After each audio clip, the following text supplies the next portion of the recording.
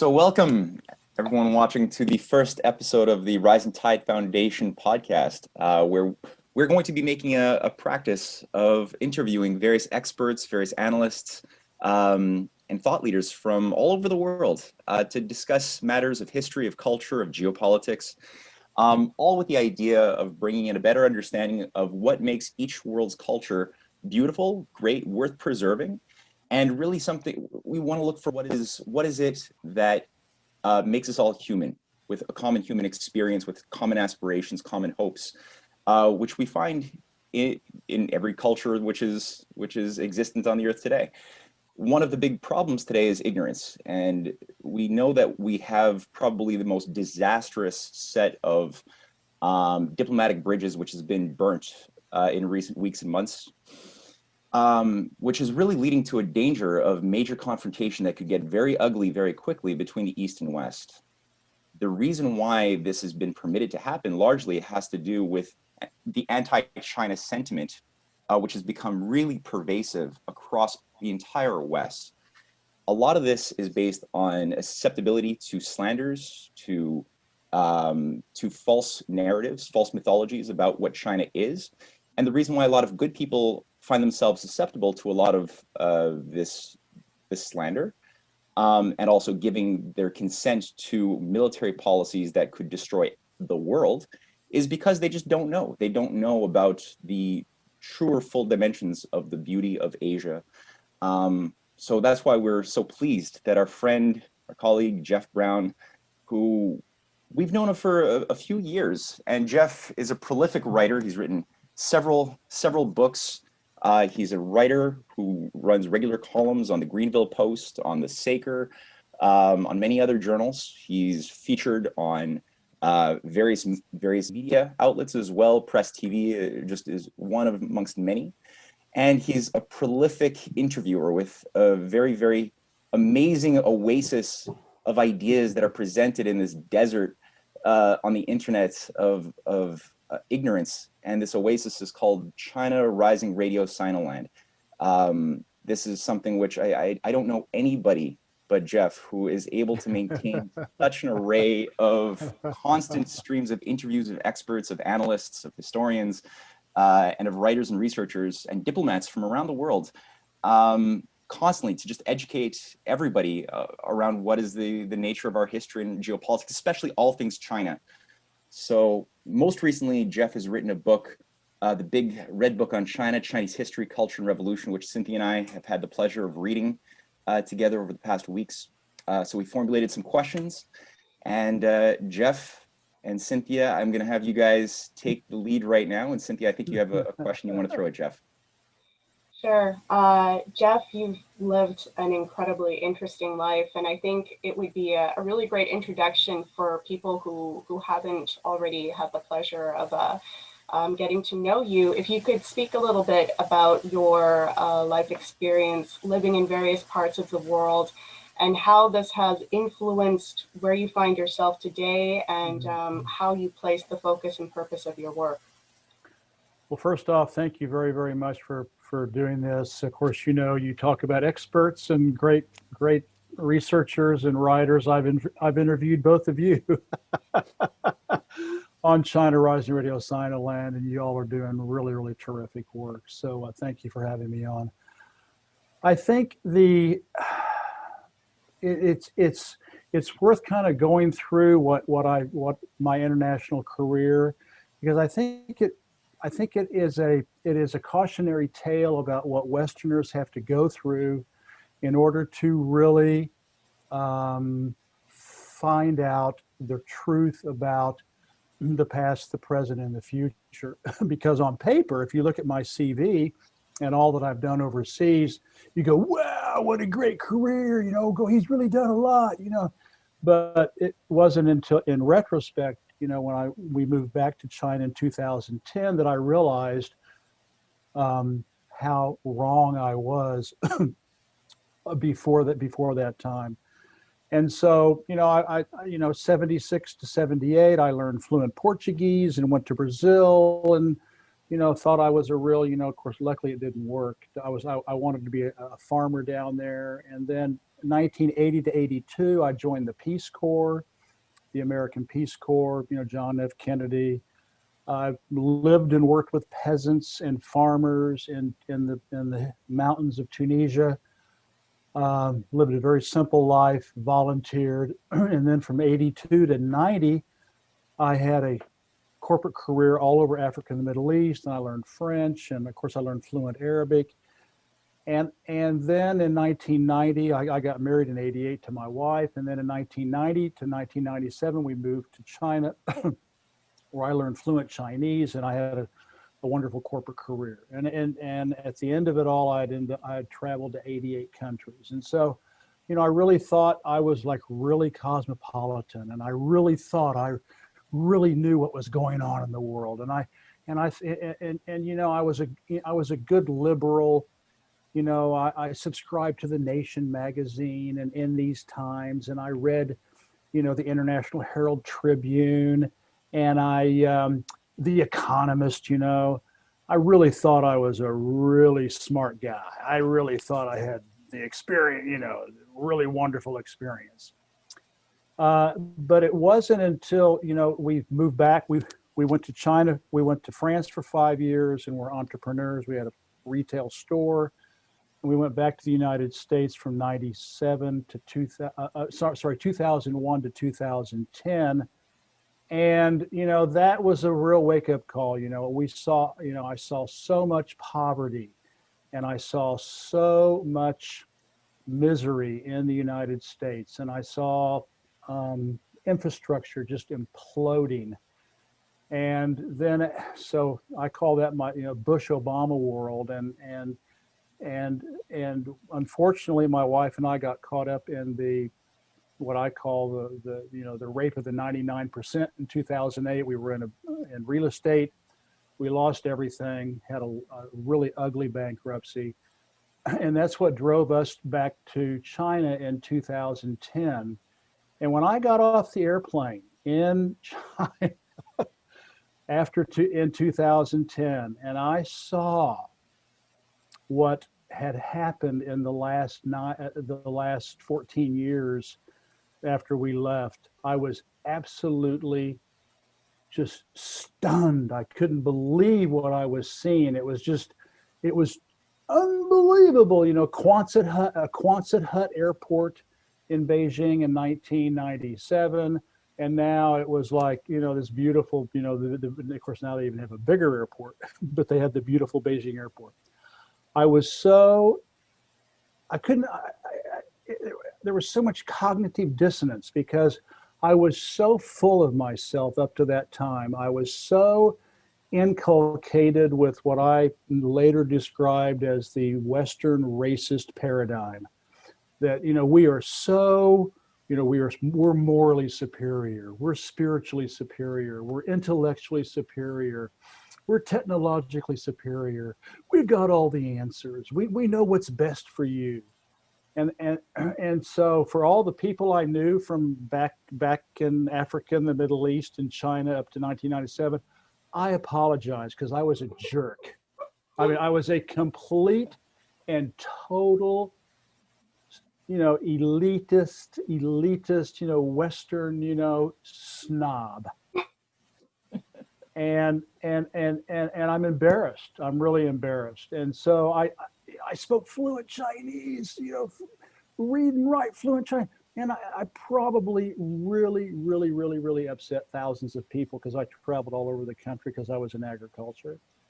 I was obnoxious, and I was obnoxious in the Middle East, and I was obnoxious in Africa. I was obnoxious in Brazil. I was a jerk, a Western jerk. And so, and I was also anti-communist and anti-socialist and Western democracies, the superiority of our, I was, and unfortunately, I know people who have lived in China for 30 years and they still haven't figured it out. So that's what got me really. That's when the scales started to fall off my eyes. I saw this country and I was like going, geez, Louise, what is going on? And so I decided to take a trip to the six poorest areas of China. That's my first book. I wasn't even planning on writing a book. I was going to just do a blog. But anyway, I was mostly out in Western China, and I was blown away about what I saw. I mean, I couldn't believe the development and the progress and how much the people had changed and how much the people had grown and how they adapted and thriving and how peaceful it was and how safe it was. And so when I got back, I ended up writing 44 days backpacking in China. And that was my first, that was my first effort to try to understand China. I still had this liberal, this liberaloid notion up to that point. But it was finally when I wrote my second book, China Rising, Capitalist Road, Socialist Destinations, because I studied the West, I figured, well, I cannot really understand China until I really understand the truth about the West. And I know we want to concentrate on China today, but that book, I did a ton of research on the West. It was mostly not a very pretty picture. And so that really kind of put everything together, all my vaunted Western superiority just completely disintegrated. And then I saw this communist socialist country just roaring like a high-speed train. It was just unimaginable for me. And so then we continued to live there. And then 3 years later, I wrote a big red book on China, I expanded my research, not so much on the West, but really on China. How does China work? Past, present, and future. And it's been a life-changing experience for me. And I now really understand the Chinese. I understand all about the what seems like a chaotic, like just constant movement, noisy, crowded. And now I understand that it's basically a sort of a tapestry, sort of a tapestry of chaos that it works. They know how to work in tight places. They know how to work with a lot of people. They know how to weave and bob and wait and do whatever they need to do, because there's basically there's 1.2 billion people living in the eastern half of the country in an area the size of Europe. And so now all these common racist ideas, oh, they are so disorganized, and oh, they're so noisy, and oh, they're so so pushy, and they're impolite. If they bump into you, they don't say excuse me, and all these other ridiculous things. They're too busy, they're working, they're going places. You bump into 100 people a day, you just keep going. Who cares? And it actually was an experience when I was swimming at the public swimming pool, and there were no lanes, and there were frequently 100 people in that pool.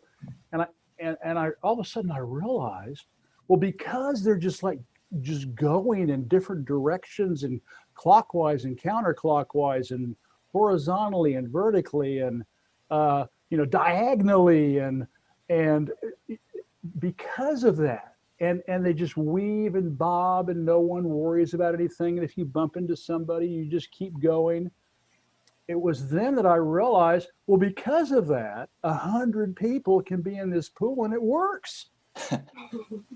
Because otherwise, I remember I was at a pool in New Orleans at an exclusive men's club that a guy got me a pass into, and there were 4 lanes, and there were 4 swimmers. And this old man was sitting there like a hound dog, waiting for a line. And he finally gave up and left. Well, if that was China, there'd be 4 or 5 people in each lane, and they'd be working with each other and cooperating with each other and working together, maximum productivity and maximum efficiency. Mhm. So it's just been an amazing experience, and I can't wait to go back. Unfortunately, with COVID, it's been a real nightmare. But hopefully by fall, August, September, October, I can go back.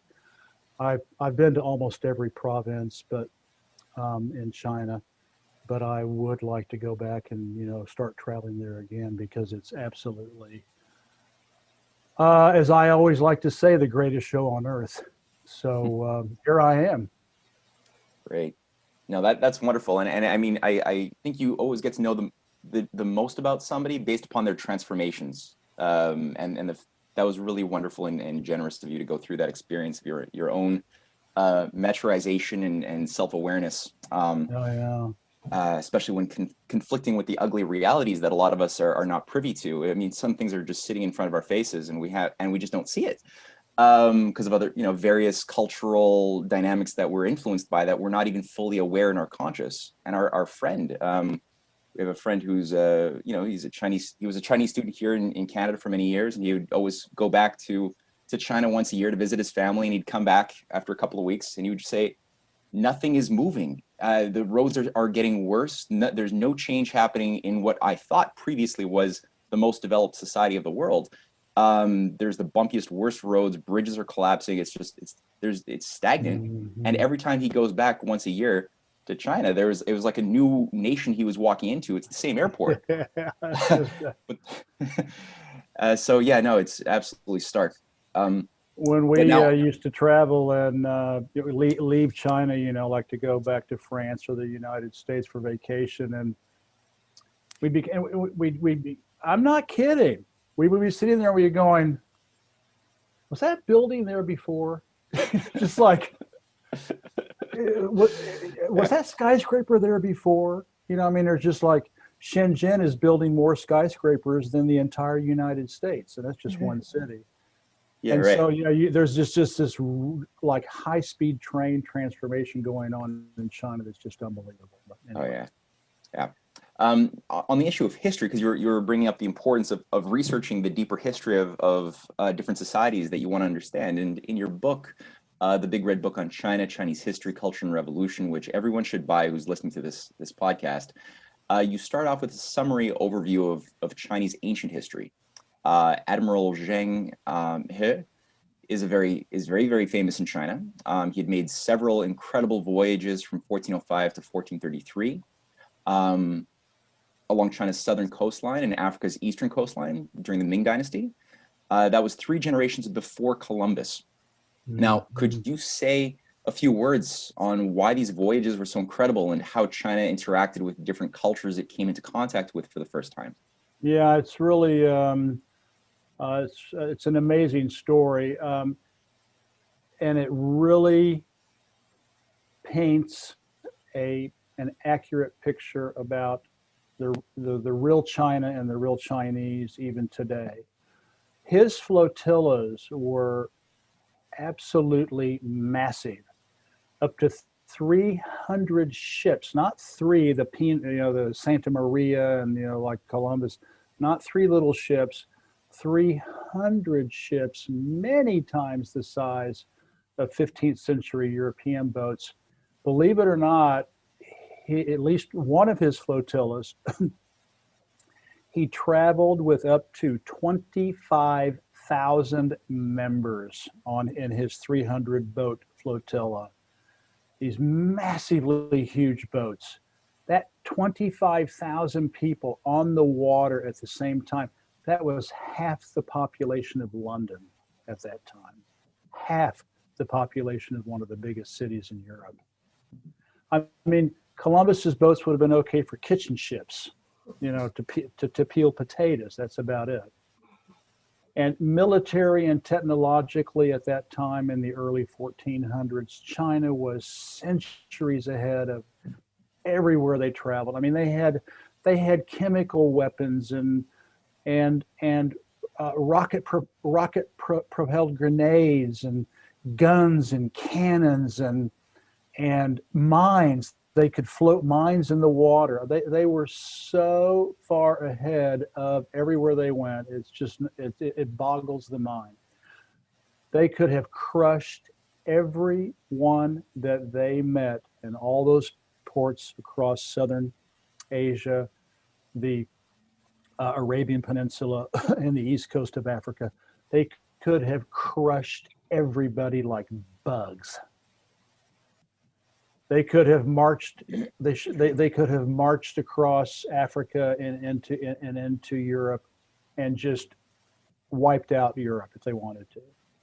But instead, what did the Chinese do? They brought books, and they had like 200. They had two sets of 200 books. Sets of 200 books. Let me turn off my Outlook because it just made a noise. They had sets of 200 books, so that they gave those as gifts.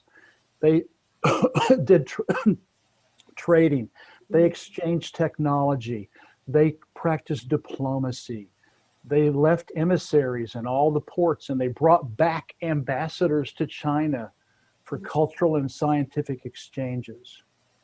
I mean, can you imagine that? And yet they had the power to take over the world. And Europe was going through a dark age. Yeah, exactly. And China, so what I learned is, and I came up with this idea, China does not have the 6 E's of Western racism in their DNA, or we would all be using chopsticks and speaking Mandarin today. And I call the 6 E's of Western racism: expansionism, expropriation, extraction, extermination, enslavement, and evangelism. We really want to convert everybody to be like us, and so they don't. You could call it the 6 diseases. Then furthermore, I think it goes beyond that. I think it goes beyond just the east coast of Africa. For 10 years, I never read Gavin Menzies' books because, it's just BS. It's just not true. It can't be. It's just full of lies. And so I finally read his first book, 1421, and then his 1434. And you really have to go into, you have to really compartmentalize your brain and go into deep denial to not accept the fact that Zheng He did not stop in the Indian Ocean, but look at the flotillas he had, but sailed on into the Atlantic and landed in the Americas well before Columbus and Company, and everybody should read those 2 books. But then, in even just to make a quick note too, because I haven't gotten around to reading Gavin Menzies' books, but they're really good. 1434 is a little bit more speculative, but 1421, you really have to put on blinders to say no. Okay, but I have heard that they're like the natives in what is now the United States, that they found relics of like Chinese forms of Chinese writing that the natives had access to. So that's and like in Guatemala, they were making they discovered they're making Joseph Needham, found they were making red and black lacquer boxes. And out of the 22 steps to make them, 21 were the exact same steps in China. You really have to go into La La Land to deny it. But even from me, even more persuasive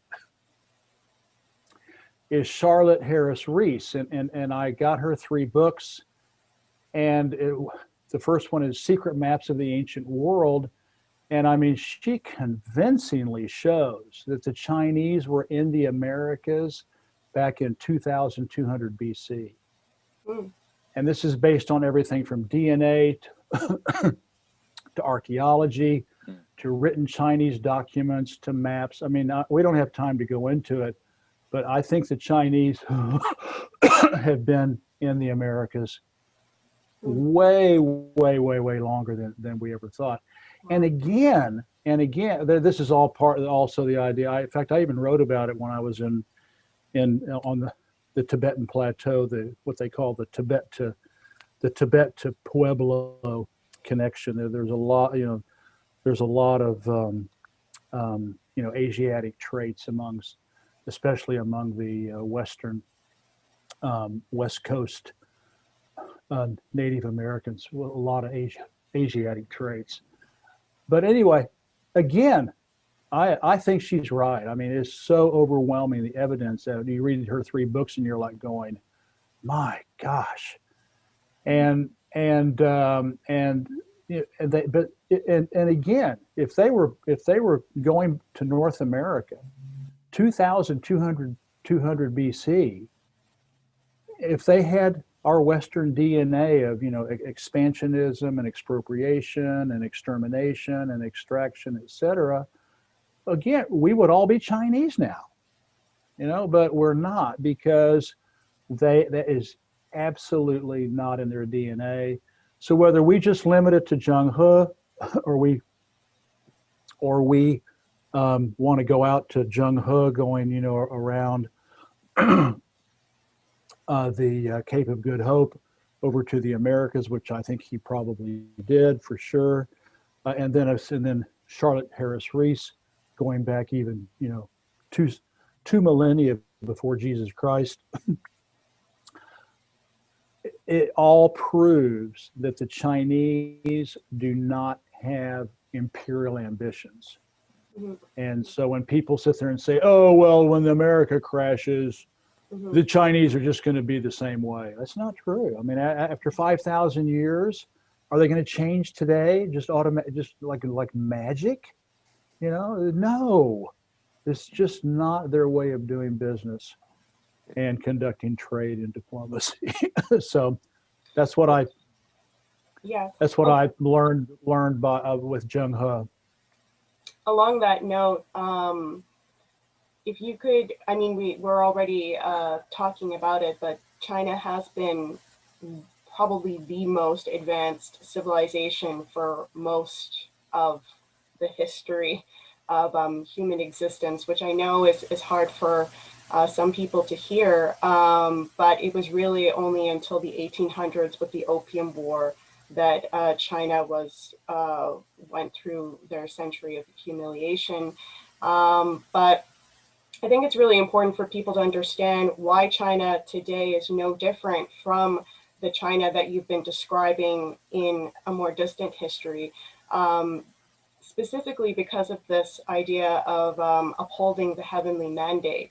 And I think a lot of Westerners don't understand the importance of this and how it's always been important in China, including today. Well, you are absolutely right, except for the 110 years of the West century of humiliation, 1839 to 1949. For the last 5,000 years, China has been the leading center for technology, innovation, invention, infrastructure, grand projects, just unbelievably, ambitious projects. They were so far ahead, steel, iron, mechanical things, clocks and things like. They were so far ahead of the way, especially agriculturally, about 1,500 years ahead of Europe.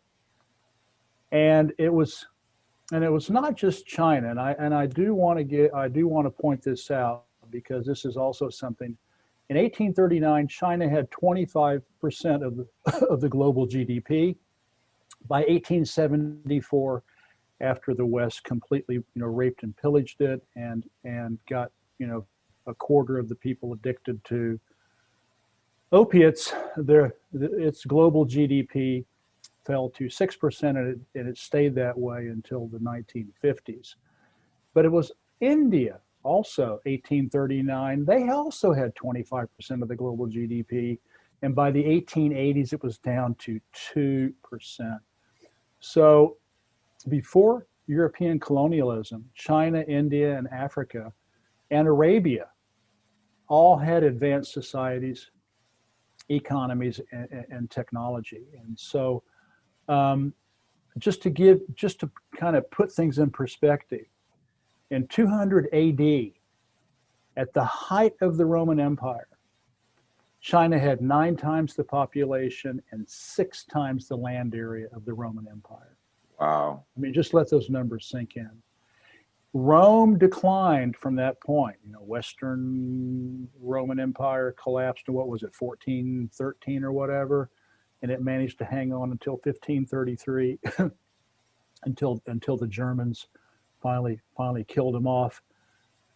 But China went from that 200 AD. China went to even greater heights in the Tang and Song dynasties, and on into the Yuan dynasty, you know, up into the Middle Ages. So the people, you know, this, you know, when you know, Marco Polo wrote his book, you know, he was there during the Song dynasty, and he saw things. Of course, a lot of it's a bit fanciful, but you know, he was there for 20-something years, and he saw things that, you know, that were just unimaginable in the West. And as Cynthia said, you know,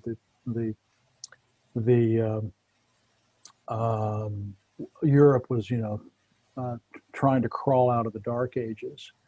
So I really want to recommend to everybody watching this program today, to read 2 books, and the first one is Robert Temple's The Genius of China, 3,000 Years of Science, Discovery, and Invention. It was actually written for the Queen of England to celebrate Hong Kong's handover in 1997. And he, and the other book is John A. Hobson's Eastern Origins of Western Civilization, whom I interviewed.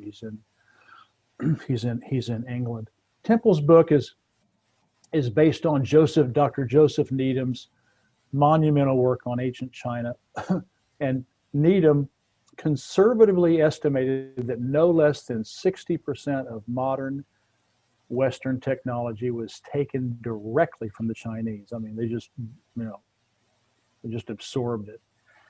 And in my books, I write extensively about, you know, China being centuries and sometimes even more than a millennium ahead of the West in many phases of technology. So you're right, Cynthia. People just have, we have been sold this bill of goods.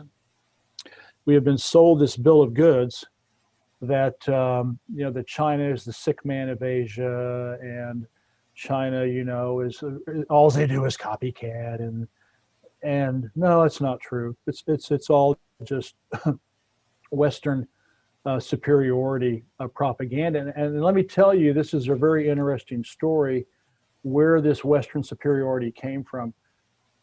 Up until about the 1680s, everybody agreed that China was a great culture and an advanced culture.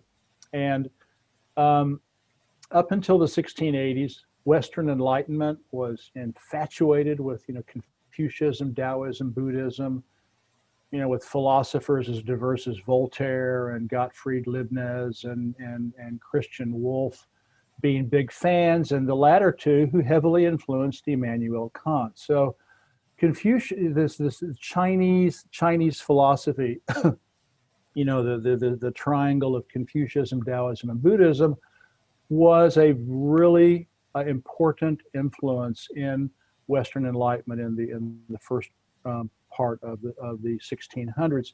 And ironically, it was the 16th century Jesuits who brought back all this Chinese philosophy. And 150 years later, the European establishment and Protestantism and Catholicism felt threatened by its increasing influence and popularity. And so instead of rallying around like a unique cultural identity, you know, let's be Europeans, you know, let's be, you know, like what the Chinese would do, they did what Euranglo-land, and for me, Euranglo-land is, you know, the North America, Europe, the Five Eyes, Israel. They did they did what they do best. They attacked Islam as a way to reject all things foreign as well as Chinese. And really the 1680s was the start of this Western racist superiority paradigm. And unfortunately, we are still living with this, this Western modus operandi in today's headlines and beyond. We have all the answers. We're better than you. And they also We're better said than that the emperor had to like convert to Christianity if he was to continue to have like an interaction with the West. European influence. Yeah. And of course, at that point, the emperor is like, no. Yeah. Right. The rights controversy and all that. Our evangelicism and our just absolute arrogance, is just, it knows no bounds. I'm sorry, it knows no bounds. And unfortunately, it's still true today, and we can see that with the neoliberals and the neocons, and trying to take over the world,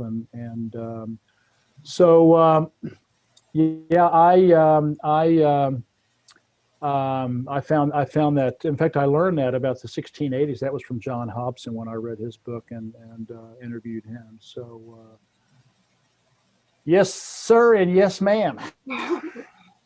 All right. The next question we have for you is the Russia-China-Iran alliance. This is so big deal. and so important, and the West is freaking out over it because they can only see it as a threat to their existence, and they don't have an ability to understand that this is actually a beautiful thing, and it's ultimately an alliance built on peace and collaboration for survival in the sense of building a future together, not survival in the sense of wanting to militarize and attack, who's opposing them. Of course, they have the right to defend themselves, and that shouldn't be questioned. But a lot of people think that this alliance is a geopolitical convenience. It's quite remarkable that Russia, being Orthodox Christian primarily, China is a socialist with Chinese characteristics, and Iran is Muslim. Maybe you could say something to explain to people who are maybe struggling to understand this alliance as something other than a threat, why these countries that are so different or diverse from each other genuinely want to work together to build a common future. Yeah, that's a really good question, Cynthia. I have recently, I came up with a new neologism. I love neologisms like Baba Beijing and Urangula Land. And this one is the CSAI countries. In fact, I got it from a fan who contacted me in the comment section on my website, meaning communist, socialist, anti-imperial, countries. And China, Russia, and Iran are all anti-imperial. That's for sure. China is communist, socialist. In Iran, believe it or not, a lot of people don't realize it, but Iran is socialist first, with Islamic characteristics second. And Russia still has a huge continuation of the USSR's socialism and its economy and society. And we also cannot forget that Russia and China both have big Muslim populations as well. But as you suggested, the glue that binds them all, along with a number of other countries, and we can talk about the DPRK, Vietnam, Cuba, Venezuela, Eritrea, and Africa, and now Bolivia and Argentina are back in the saddle. The common rejoinder is anti-Western imperialism, and I think most of the world's peoples are just sick and tired of what I call the Bretton Woods, International Monetary Fund, World Bank dictatorship, and are really seeking, a forward-thinking, win-win, mutually beneficial multipolar world. And any attempt by these CSAI countries to repeat Western imperialism, they know it's doomed to failure. They know that, and they are philosophically opposed to it. And so hell or high water, we've got to, I think the Russians realize this. I think the Chinese realize this, and I think Iran realizes this. We have got to share our pale blue dot, as Carl Sagan used to call it, the Earth, for the human race to survive. And I think this, it includes China, Russia, and Iran individually, and as as unofficial allies, you know, and common cause. And then you asked about, I think, you know, the Chinese dream is just that: win-win and mutually beneficial relationships. And that's basically it. It's not just those three countries, although it's an incredible. And I predict that Russia and Iran are going to do something similar to what the Chinese and the Iranians did. I thought it was really funny. Or I don't know if it was intentional or not, but the 400 billion price tag, or the value of the new China-Iran agreement was $400 billion. That just so happens to be the same amount of money that the Power of Siberia project was with Russia and China back in 2014. So I don't know if they did that just to kind of like, oh, as a reminder. It wasn't 350, it wasn't 425. It was exactly the same amount as the Power of Siberia, you know, the big gas project with China and Russia back in 2014. So yeah, it's amazing. And you know, the days of the West just raping and plundering Africa, raping and plundering Latin America, raping and plundering Asia, raping and plundering Oceania. It's getting really, really hard. And I would say, China's, you know, communist socialist liberation in 1949, I think is a huge reason, you know, for that, because that's at the time 25% of the world's population, and they have not been able to put a dent in China since. So I think it's all very encouraging. You know, listen to all the people out there who are worried that Russia and China are going to like take over the world and rape and plunder you like the West has been raping and plundering the rest of the planet, you know, for the last 500 years. That it's just not in the Chinese DNA.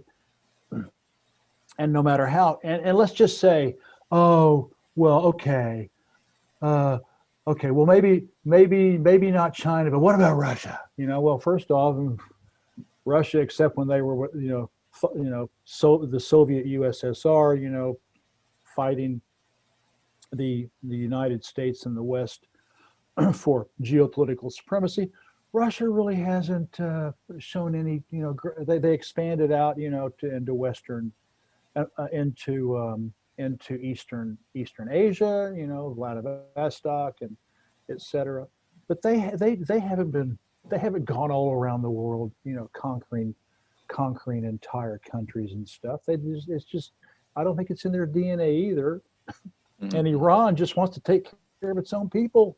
That's all. I think an important point to make is that, you know, Europe is a bit of a different situation, but especially Americans, they haven't really gone through a war on their own, you know, native land, whereas these countries are constantly having to have recently gone through war on their land, but also have to constantly deal with real threats of instability circling around them. And, you know, when countries go through this, you don't take war lightly. And believe it or not, you know, for Americans, but you do want to just have stability and peace when you've gone through the kind of destruction and terror that war causes, which these countries are all extremely familiar with. And I think that this collaboration, it has to occur because they have to stand up it's not just for those countries, but they're standing up for all the other countries Less powerful, that have not less been powerful. able, to, I you know, agree. what was going on in Europe during World War II, Eastern Europe. Eastern Europe was left to fend for itself individually. There was a denial to allow an alliance to form, and that's also what imperialism does. It forbids an alliance that is not dictated by the Western imperialist alliance, and it's a peaceful form of resistance.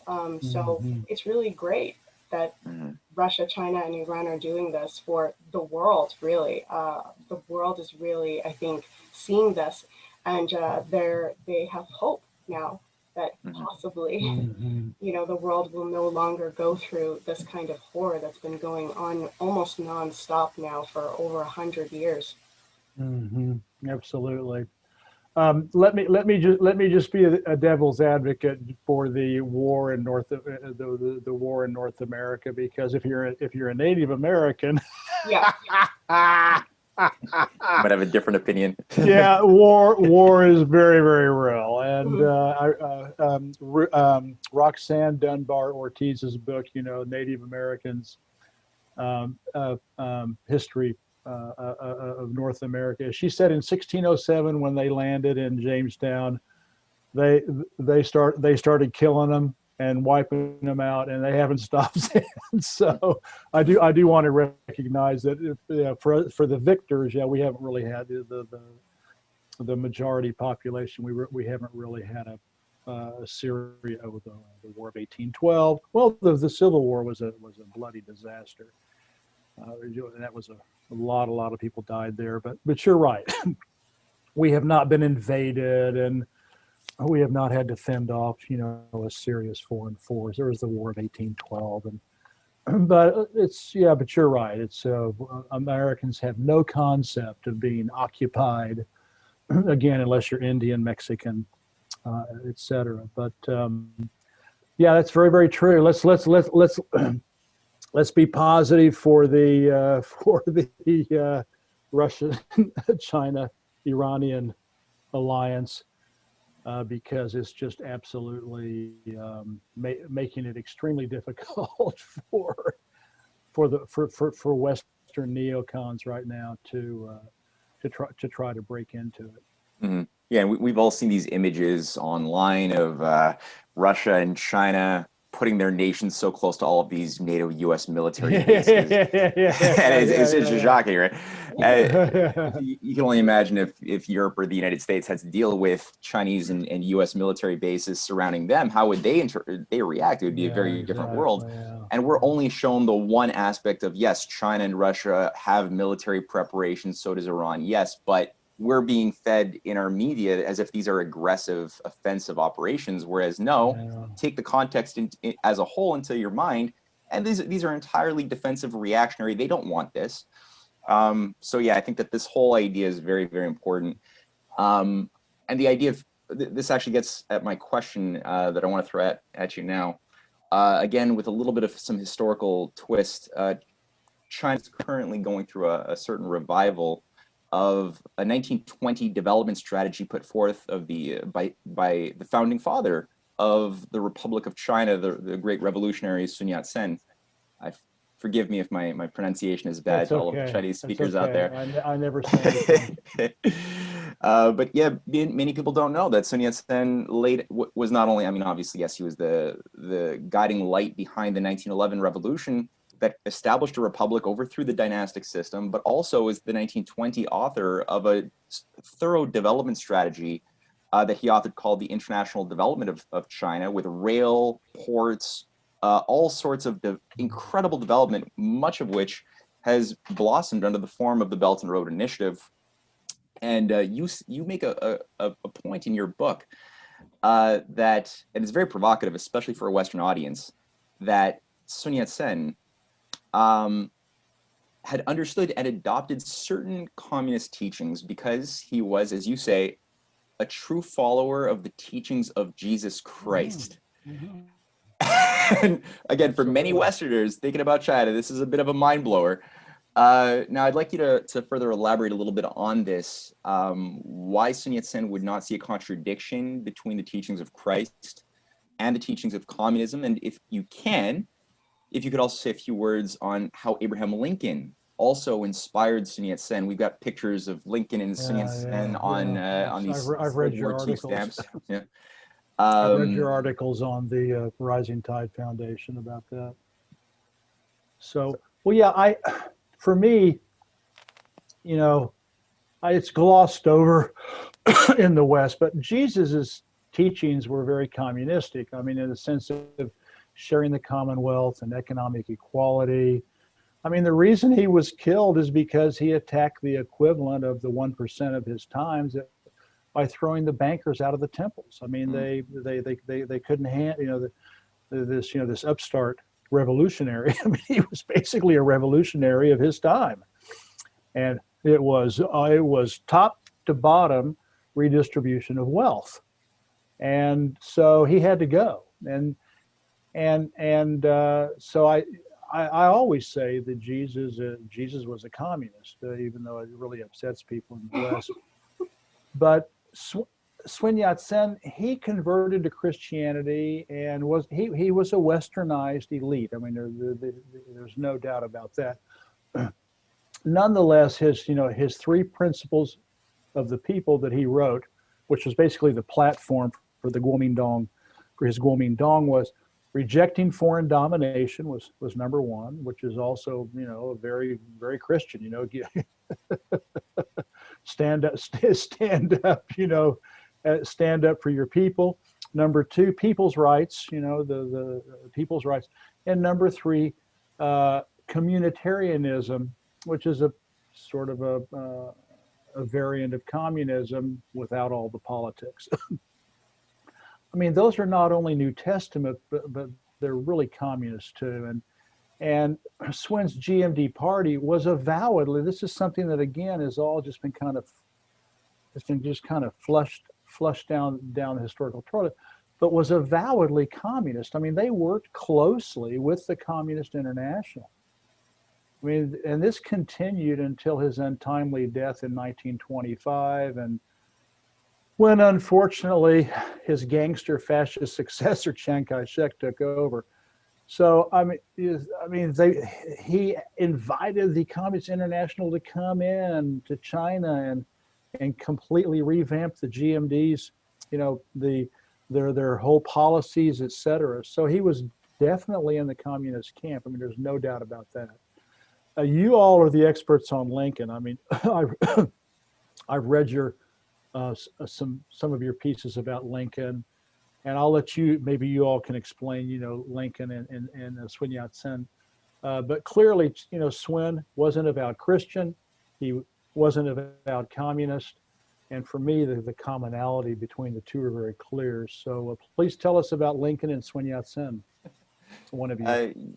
Yeah, sure. I mean, the thing that I think struck me, and you brought up the three principles of the people, which Sun Yat-sen was, while he was a student, a young man in Hawaii, he was definitely influenced by networks affiliated with the Whig Party and the New Republican Party of Lincoln. A lot of these economists that were tied to Lincoln's advisors, like Henry Carey, and the idea of a nation for, by, and of the people was what the guiding light of Lincoln, and that's how he read and understood the Constitution, the Declaration of Independence, and the principles of political economy that he put into force that were in opposition to British free trade, which he was always in opposition to, as were many of the greatest patriots.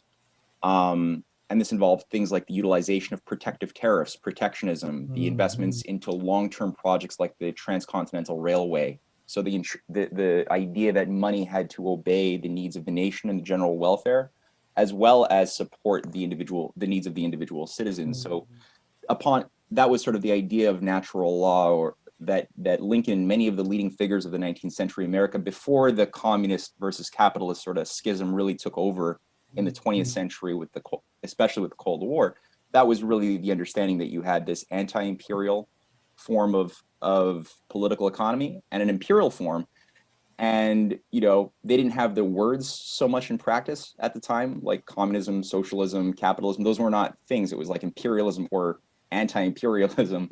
And so Sun Yat-sen sort of, I think, studied the best elements of that when he formulated his idea of the three principles upon which the nation would be meritorious of having authority and survive, and the moral fitness to survive.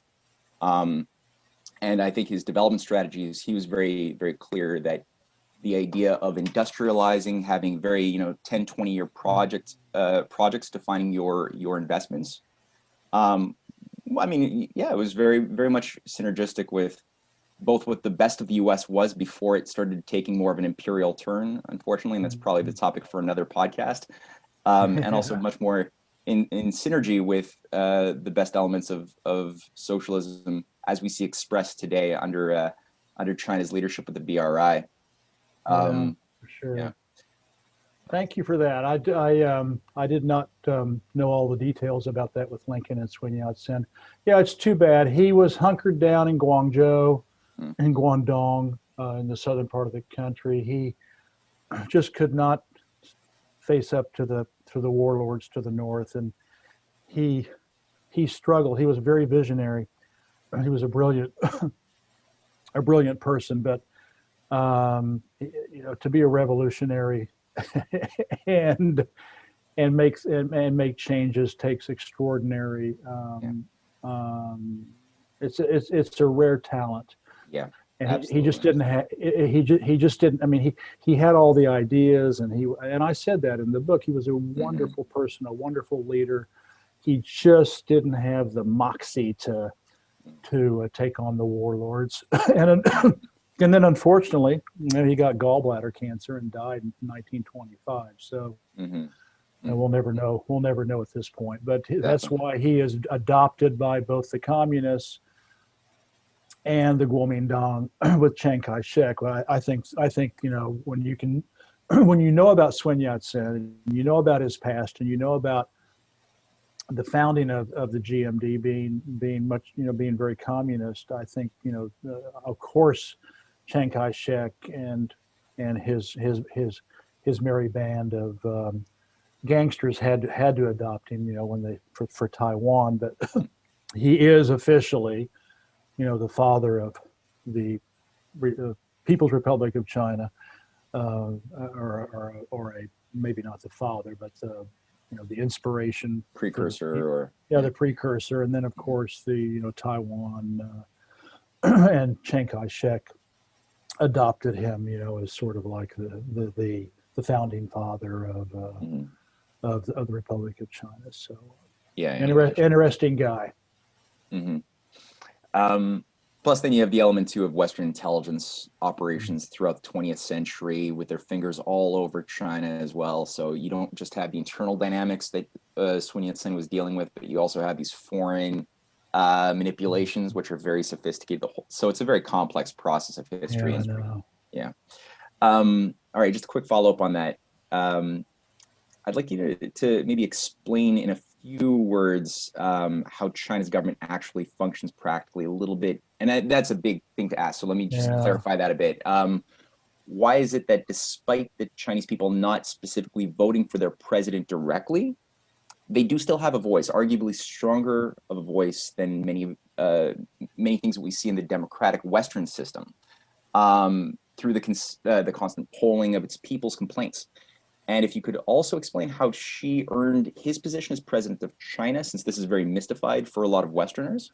Yeah. And through a few words, maybe, if possible, what is Xi thought that we hear so much of, but it's, again, not clear for Westerners what this is. What is this phenomenon? Well, I have, and of course, again, I didn't realize this until I got back in 2010 and wrote my, even in 44 days, I was still very much in that, you know, anti-communist, anti-socialist mode, and that Mao was an evil dictator. But finally, with China Rising, I did so much research and learned so much. But what's important to understand is that Chinese democracy goes goes back before it was liberated by communism in 1949. And in a nutshell, Chinese governance has always been based on ethics, not morals, because morals are very judgmental. But your moral is different from my morals, so mine's right and yours is wrong. Whereas ethics is just simply respecting the golden rule.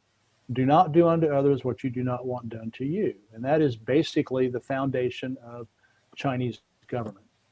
And Chinese leaders have confidence in their people to realize this ideal. And through the heavenly mandate, the people trust their leaders to do the right thing for them with this ethical golden rule, unless shown otherwise. And in that case, that's somewhere in Big Red Book on China, I even gave the Chinese characters for it, but there's even a phrase in Chinese which means the people pick up their bamboo spears and storm the local government offices or all the way up to the national palace to demand new leaders if they do not satisfy the demands of the people, which is peace, prosperity, and maintaining the national borders of the country.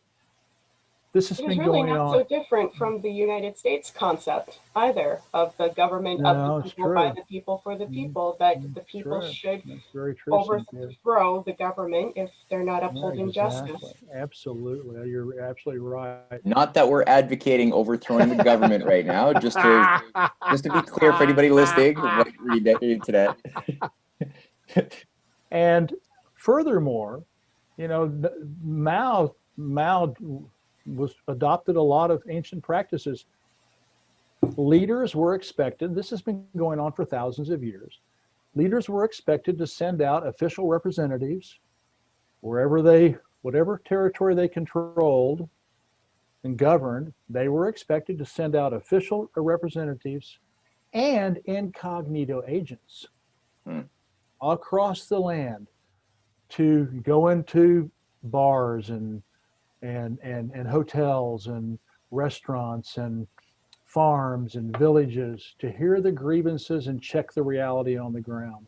So with Mao's mass line, and that being Baba Beijing, and that's my affectionate name for China's leadership, Mao's mass line was and still is constantly talking to the people from all walks of life, hearing their wants and needs, and then making in policies and laws that fit those aspirations. And so right now, since 1949, Chinese democracy is on popular steroids, because they do millions and millions and millions and millions of surveys and polls, and now it's all, and I mean, I could even go online and make suggestions about this in my neighborhood, and I've seen it and I've heard it with my own eyes. So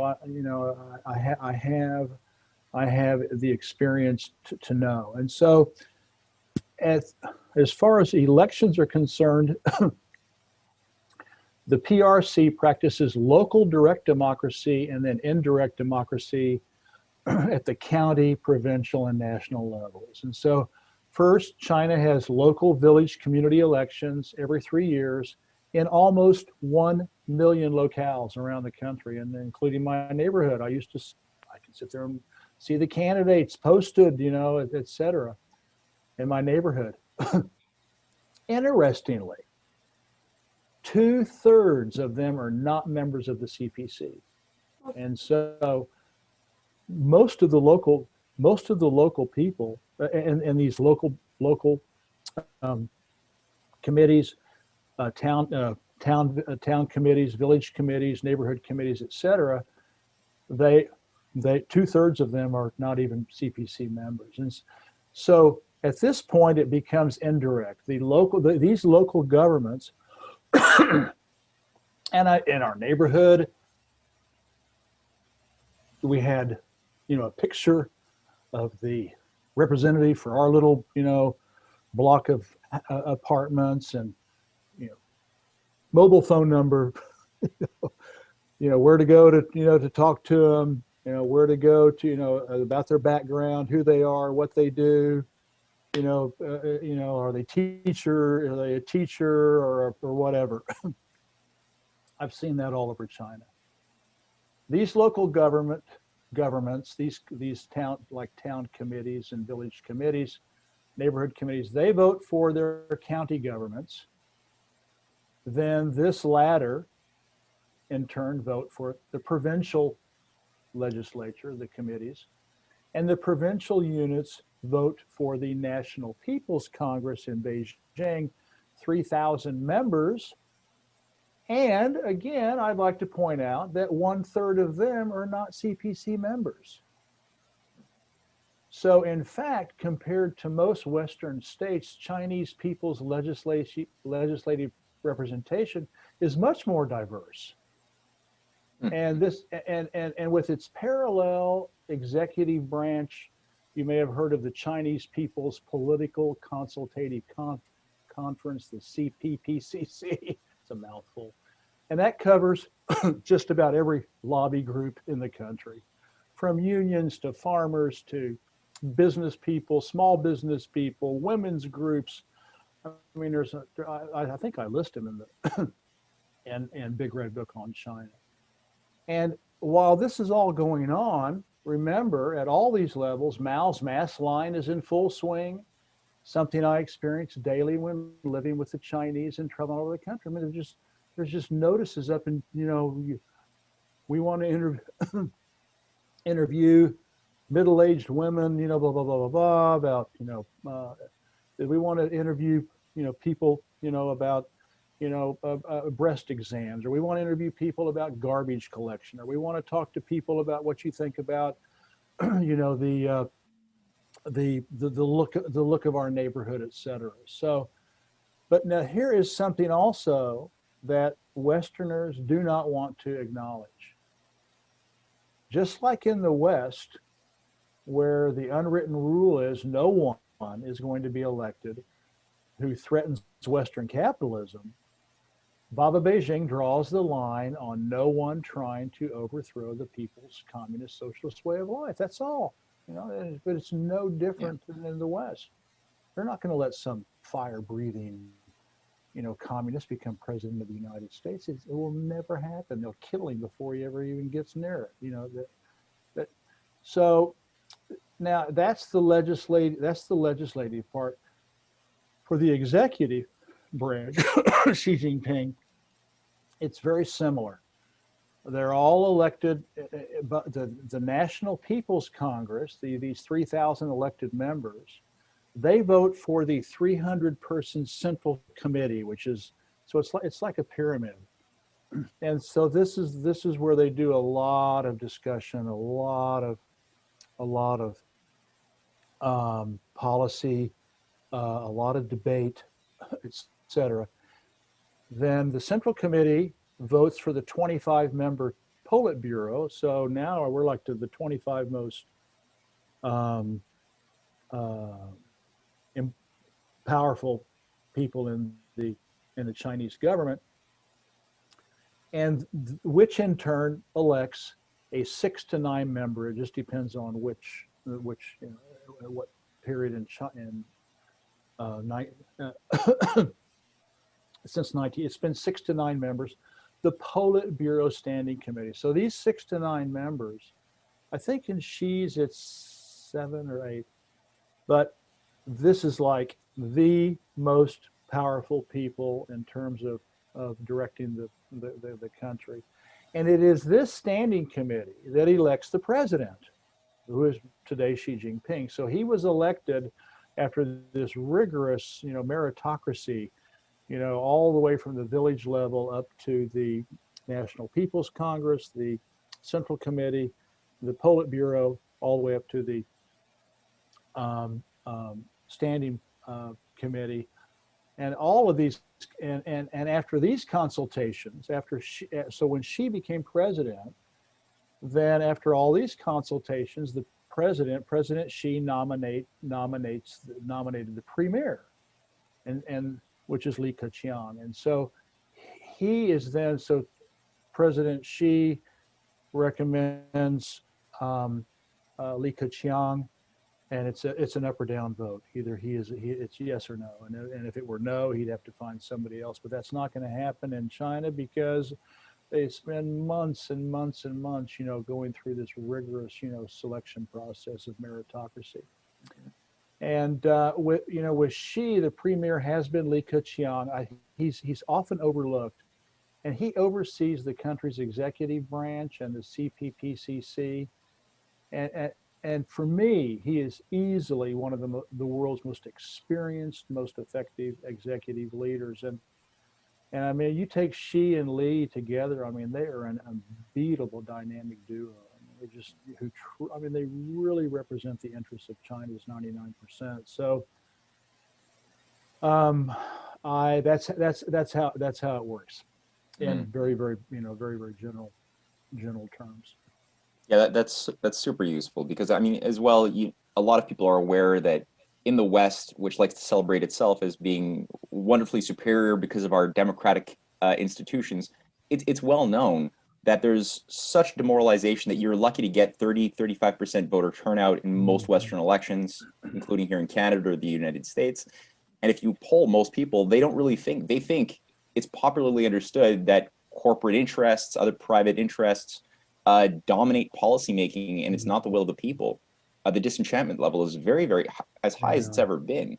So you it's a vote bit for of the president, and then after that, regardless of what the president promised, it's like the president can decide to keep those promises or not, and you have to wait another 4 years and see, do I want to stick with this person or do I want to go with the next person? Maybe they'll follow the promises after a second term. Like it's ridiculous. It encourages lying to the people because there's just no pressure to keep any kind of policy going for the betterment. Well, look at Obama. He had like a platform of 100 promises, and about the only one he kept was gay marriage. Thank you. With everything else going on in the country, and that's all you can come up with. I mean, come on, give me a break. Yeah, Biden's following through on gender realignment for children. That's they'll stand firm to that one, but I'll talk of justice economically or otherwise, forget about it. On that note, Jeff, I think we'll skip question 8 because I want you to go through explaining to people what it means, democratic dictatorship of the people, which obviously sounds like an oxymoron to Westerners. If you could explain what that process is in China, and also go through your really captivating Steve McQueen's story, that your high-speed chase. Yeah, it is unfortunate, democratic dictatorship of the people. It's just an unfortunate choice of words for Westerners because it contains this upsetting cognitive dissonance, and it really bothers people. It's actually from Karl Marx, but in a nutshell, it's Mao's bottom-up mass line policy making, where they listen to the people, and then the majority rules. Once the majority decides, it's Lenin's democratic centralism. And Lenin's democratic centralism is everybody top to bottom, including the minority who didn't get their wish this time, needs to back the plan for the collective good. So you just lump it and support the decision of the majority. In the meantime, the decision is constantly assessed and reassessed and adjusted for maximum benefit, with Mao's mass line, these polls and surveys to check the zeitgeist. And again, this has ancient roots, which I've already explained. Now that's at the at the general level. If someone has a grievance that has not been, for them, satisfactorily decided, they should first go to the local government and make a written report of what's going on. There's sewage, whatever. coming out in our garden or whatever. It can be anything.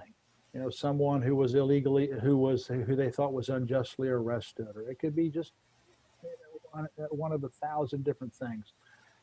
And if they're still unhappy, they can keep taking it up to the county.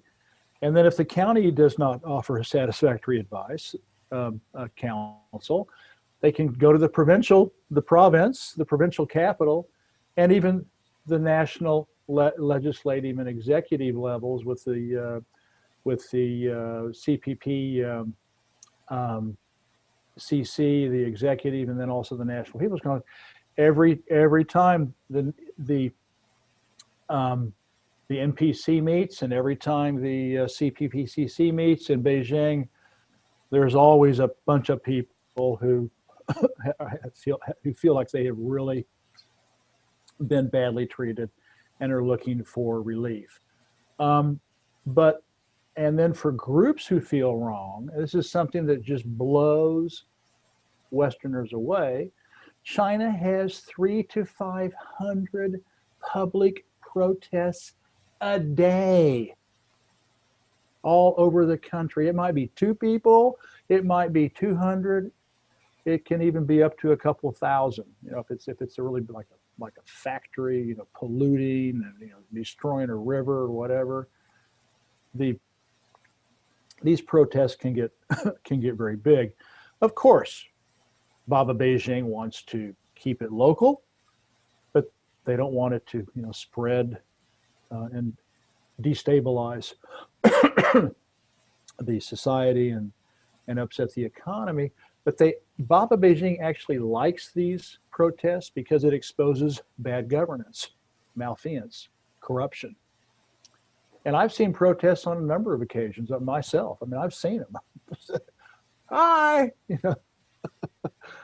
know, they're out there. They protest, you know, and they don't get maced and get, you know, put in cyclone fence cages like in the United States and all around the West. They don't get water cannoned and beaten up, and it's all very, very respectful. And that's why I think China's is the most people-driven democracy in the world. I think it's the most consensual. I'll give you a good example. GMO. You know, look at GMO in the United States. I don't know what it is in Canada, but in the United States, they couldn't even put GMO on the labels of food because the big, you know, all the big food, the food lobby came in and crushed every state-backed bill to try to put GMO. What percent of the ingredients are GMO? This is just one of hundreds of examples. They, with the mass line, they went out, national deal, polls everywhere. Do you want GMO? Over a third of the people came back and said no. Guess what? China doesn't have GMO because enough people were against it. That's what I mean by it being most representative to the citizens' wishes. Upset about face recognition, here comes the legislation, you know, because the people are worried about it. So, and I don't, to be honest with you, it's not just China, but other socialist peoples, you know, it's a very similar system. Cuba, DPRK, Vietnam, Eritrea, and when they're not being destroyed by the West, you know, poor Venezuela, Bolivia, and Argentina, and others, where this local decision making, this bottom up, you know, the committee system is practiced in all these countries. You know, this is just very, very common in socialist countries. So, and this idea of local justice, solving problems locally, and solving problems at the street level, at the neighborhood level. And so I've had this experience, and of course, as you know, I did a couple. I've had many more, but I wrote one where I was the bad guy because I broke a guy's motorbike. I broke his little plastic thing, you know, in the back when I was riding my bike. I knocked into it. So I wrote about that, and you all like the Steve McQueen hit and run, and to explain local justice. And so again, this is not the only experience. This is something that has happened to me on numerous occasions over the years. My wife and I rented a car, and we were driving up into the mountains outside of Beijing on a narrow 2-lane road. I could see in the rearview mirror this van was driving like a maniac. I mean, he was like really dangerous. And so he passed several cars at once, and he sideswiped our car and tore all the stuff off of the side of the car, scratched it up really badly. I was enraged. And because here I was, I'd been working to develop a good working relationship with this rental car company. And I said, I'll be damned if I'm going to take this car back to these people and tell them that I, was in a car crash or whatever. So instinctively, I thought the guy was going to slow down, but he just kept going. And so I immediately started chasing the guy. My poor wife, she was in white-knuckled fear. And I mean, because I was like, now I was driving as bad as this guy, but I just wanted his license plate. And so it took me 15 to 20 minutes, and my poor wife was, I mean, literally, just absolutely almost in a state of seizure. But I said, get a notebook, get a pen, get ready. And I was trying to kiss. And so it took us a couple of times to get behind and make sure we got the right license plate number. Then after that, he took off. He was gone. But then, we were really out in the middle of nowhere, and it took us a long time to even find a police station that was open. I mean, not a lot of crime in rural China, and so anyway, we ended up going to Huizhou, and which is outside of Beijing, and we made this report, and they got the license plate number. This was in the morning. We had left early in the morning. And this was about noontime, something like that. And we thought, well, it's useless. Nothing's going to happen. And so we started driving back to Beijing. And about 4 o'clock, I get a phone call from the police. We got your guy.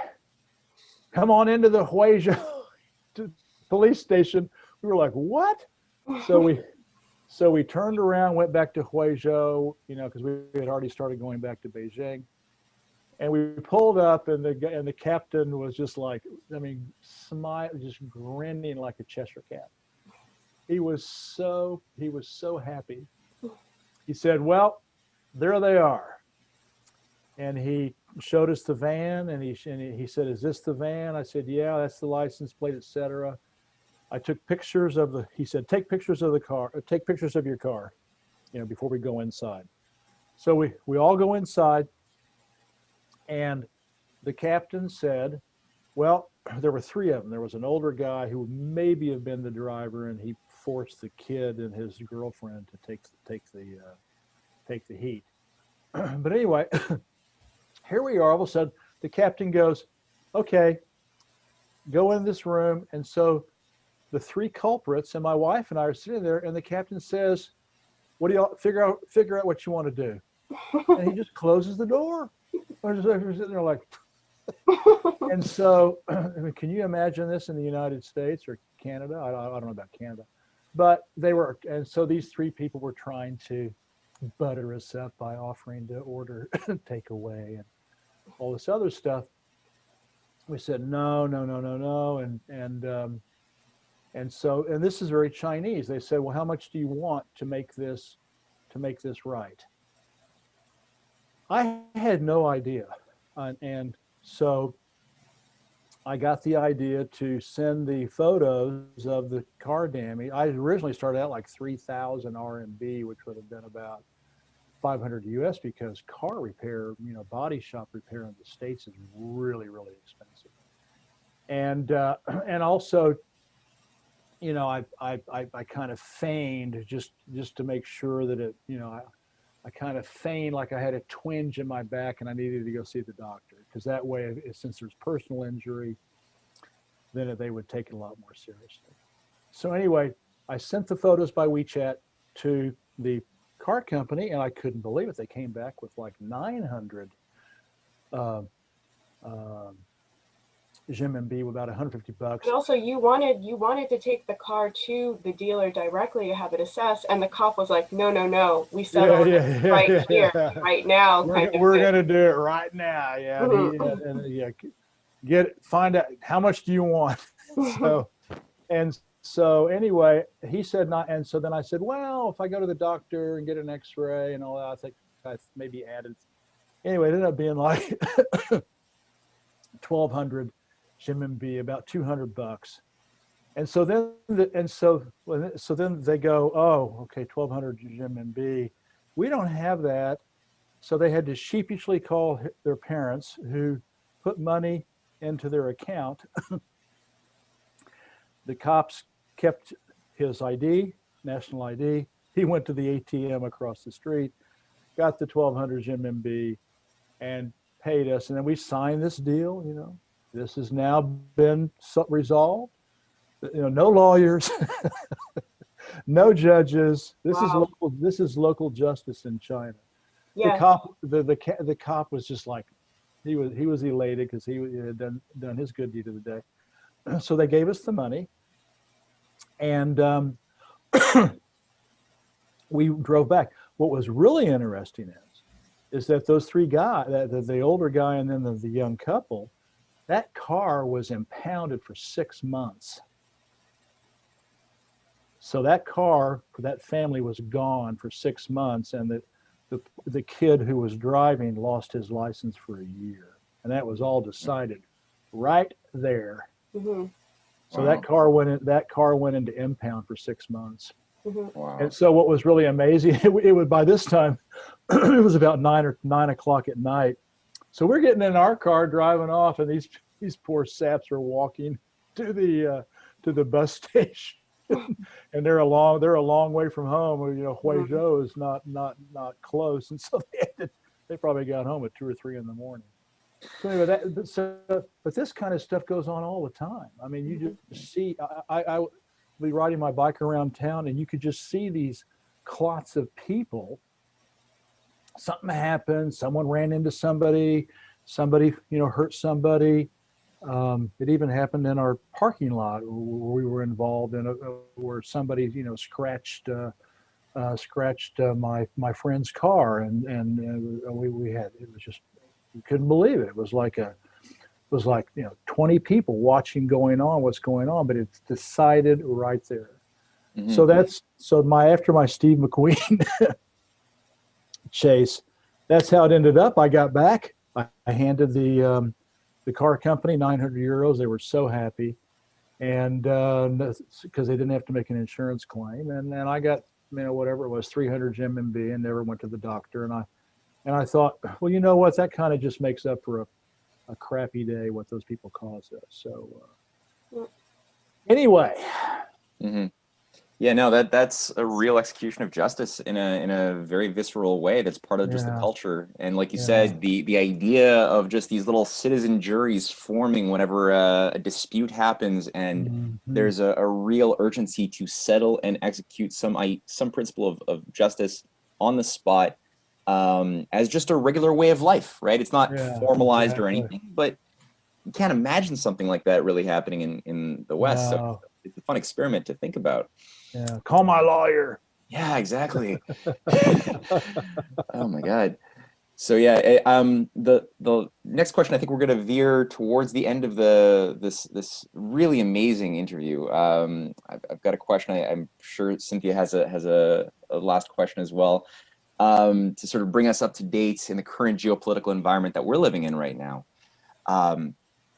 And you said something in your book which is just so important, and you make a point that, you know, we're often told, yeah, China is actually crypto capitalist. You know, they became capitalist in the 1970s when Henry Kissinger went over with Nixon and completely opened up to free markets. And so, there's a lot of like just confusion, but you make the point that Deng Xiaoping actually had a much broader vision and was able to flank a lot of the more shallow-minded geopoliticians who had different agendas for China in ways that nobody expected. And we're only starting to really see the fruits of a lot of that in more recent years. Could you go through, on the one hand, a little bit of what that was about, and also if you could say something about the difference between how the wealthy entrepreneurs in China, because there are a lot of them, differ in their relationship to power, to government, versus in China versus the wealthy entrepreneurs and the aristocratic class in the West, and how they relate to the political system? Yeah, it's a great question. Part of this has to do with the fact that the West does not want to give Mao any credit, and so really nothing. China was a disaster until Deng came along, which is total bollocks. But anyway, it is interesting to note that Deng Xiaoping orchestrated what I call the greatest head fake in post-war history. I mean, it's just unbelievable. By giving the West the illusion that China was going to become global capitalism's next continent-sized Indonesia. But the only way that could work is it took Euranglo-land's hubris of its racist paradigm of superiority. Of course, the Chinese want to be like us, just like everybody else. The West hung themselves on their own, petard of just arrogance and racism. And yes, we live 1990 to 1997. We were there right after Tiananmen. Deng put China into neoliberal shock capitalism at the street level. And this is where people get everything wrong, which was very risky. But again, the Chinese leadership trusts the people, and the people trust the government. And it caused a lot of pain. I mean, it caused a lot of pain. It caused a lot of social and economic unrest and criminality.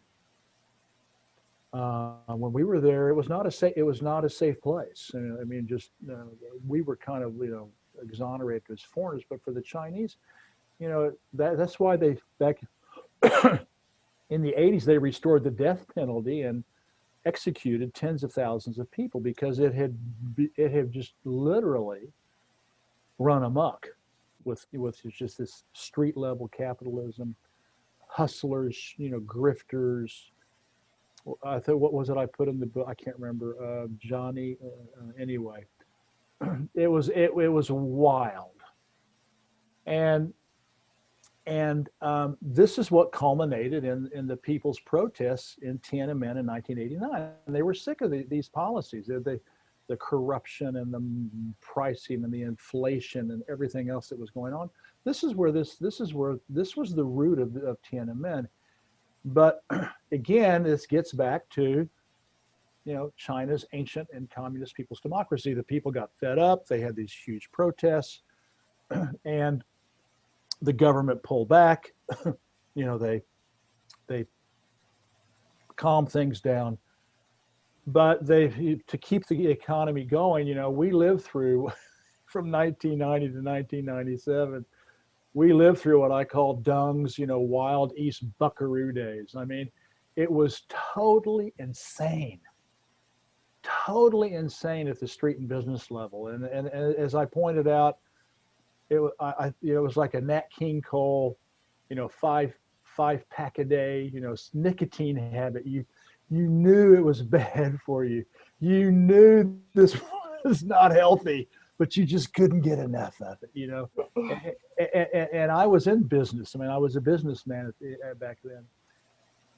But here's the deal. So this is what everybody saw, and they projected that on the entire Chinese economy. But from day one, Deng's government, continued to fully support and maintain Mao's main economic foundations, and that is finance, insurance, and real estate remained completely in the hands. You can't buy dirt in China. You can only lease it for 70 years today. The banks are all owned by the government, the people. The insurance companies are all state-owned. And that's true today. Plus, they maintained state ownership of 100 core industries, everything from avionics to zinc mining or whatever, that remained as state-owned enterprises. And all the productive infrastructure remained and still remains people-owned. Ports, highways, high-speed trains, airports, roads, metros, just everything is still state-owned. And I like to say more like people-owned. And another thing that people don't realize is that Deng didn't just like pull this stuff out of his head. Mao had already begun to implement collective, people-owned, light industries, and retail and service businesses. That had already started before he died. So Deng simply built on the Mao era's, lengthy lists of accomplishments. And this really upsets a lot of people. They just cannot accept it. And this has not only continued today, but under Xi, it has actually been expanded and consolidated, and has been consolidated. The West heard what they wanted to hear. When Deng wore his 10-gallon hat, in Texas, remember that? His the 10-gallon cowboy hat, and put on the big smile, and all that, as well as Thatcher and all the others when he and Jiang Zemin and Hu Jintao, whispered all these free market Western democracy, sweet nothings in their ears. And China was and still is a communist socialist country, and we could go into but it's fundamentally a communist socialist country with at the consumer level private, but everything else is very, very much under state control, or at least management.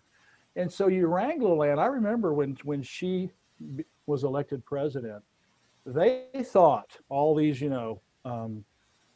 Chinese experts, back in the United States and England, and they really did. They thought that finally, here we've got, Xi was going to be their Boris Yeltsin, to serve China to Western imperialism on a platter. And why? Because his father was considered a liberal, and because his father was a well-respected member of the Communist Party. He was the one who negotiated with the Uyghurs in Xinjiang, and he was the one that negotiated with the Tibetans. So because he was considered to be kind of like a liberal, they thought, oh, well, like father, like son. Well, yeah, what arrogance. Xi has shown them otherwise. He's more Mao. He's really, taken China back to a lot of the Mao fundamentals. As far as the super rich, I can't remember whether it was the Big Red Book on China or China Rise, but I actually put a picture in there of a sheep half shorn. Yeah, it's in the Big Red Book. Is it? Okay, I can't remember which one it was. And it's like, when is China going to shear the fat sheep, fear the fat sheep? And what happened recently with Jack Ma and Alibaba, is really instructive. Baba Beijing is not going to let the rich and powerful run amok at the expense of the 99%. They're not going to let it happen. Right now, the government is going after a number of big tech companies, Robin Lee's Tencent, which is WeChat, and these are multi-billion dollar behemoths, and they're going after them. And they're reining in their, storing facial recognition. They're reining in their storage of voice recognition. They're reining in, controlling some of the online payments, et cetera. They're reining in. They're doing online consumer loans. They are it's kind of interesting because up until recently, the Chinese were somewhat. My friends would even tell me, "Yeah, we've got billionaires just like the United States and Europe." There was this kind of sense of pride that, well, we're just as good as the Westerners because, we've got all these billionaires, and as long as everybody was making money and people salaries were doubling every 10 years, and 85% of the Chinese own a house, and something like 2/3 of them are all paid off. As long as the pie was getting bigger for everybody, the Chinese didn't care. But as I pointed out, with Mao's mass line, if they start hearing about discontent and dissatisfaction with the super rich, there's so much money sloshing around in China. It is just unbelievable. And so if they get even a hint that the people are starting to sour on their billionaire class, you can bet your sweet bippy that Baba Beijing will not hesitate to shear that fat sheep, and they will go after them with taxes, regulations, et cetera. So, Jeff Bezos and Bill Gates and George Soros and Pierre Omidyar and all these other multi-billionaires, Mark Zuckerberg and all these people who have basically co-opted much of Western governance. I mean, they censor a president of the United States, Donald Trump. It's just like unimaginable. And so that's not going to happen in China. I mean, they've co-opted blockchain. They have co-opted Bitcoin money. All that is all being very carefully controlled by Baba Beijing to make sure that they are not used to rip the people off. Yeah, all factors of potential chaos. Yes, exactly. Yeah, social media and They're so I think, and Jack Ma's a communist. He's a member of the Communist Party of China. He's and a bunch of these, and almost all the leaders of all the CEOs of all these SEOs. They're all members of the Communist Party. A lot of wealthy people, but the idea that they should like George Soros destroy the British pound on speculation to make I don't know what it is, probably billions of dollars in today's dollars, is absolutely repugnant to your average Chinese. And so it's not going to happen. They will when they look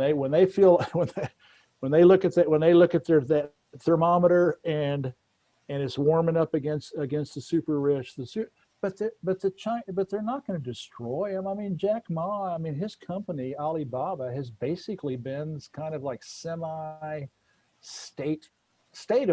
It's become almost like a semi-private, semi-public company. He's still worth $15 billion. It's not like they're sending him to a gulag. I mean, he's still a rich guy. And so, and you make the point too in your book that these people are making money also because of the Chinese government setup. So it's a give and take, or exactly. Like they're both receiving. Yeah, absolutely. And social harmony, economic prosperity for all, political stability, infrastructure. Look at China is, building, I think, something like 100 and something airports in the next 5-year plan. I mean, you don't think that helps business? It's just like nonstop. So yeah, it is a symbiotic, mutually beneficial relationship between these big companies and the government. and they're taxed, man. I mean, taxes in China are not low. I mean, it is a relatively high tax country. They have a VAT on everything for one. I think it's 5%, and so it's not a low tax. It's not a low tax. But then you have a city like Shenzhen who has so much freaking money. I mean, it's just oozing out of their ears. That when I opened my school, I opened up an LLC in Shenzhen. They have so much freaking money. I was exonerated from paying taxes for like 2 or 3 years. Whoa. So, again, there's a lot of money sloshing around China. And Baba Beijing is going to make sure that it goes mostly to support, the poor people, the middle class, and and the rural areas for sure. Mm-hmm. All right. And yeah, just to also compare, like in the West, the pharmaceutical companies, for instance, not just big tech, so out of control, and it's ridiculous, like how the people are expected to pay for a lot of these costs, and yet there's no transparency, and ultimately these companies get to charge whatever they want to the healthcare system. And people who don't have the money or the insurance to cover it are denied treatment. And then also the fact that, with the vaccine laws, you're not even allowed to sue if you have like certain side effects from some of these treatments. You're not even really given an option to sue. So exactly. China is much more, I think, fair in these things.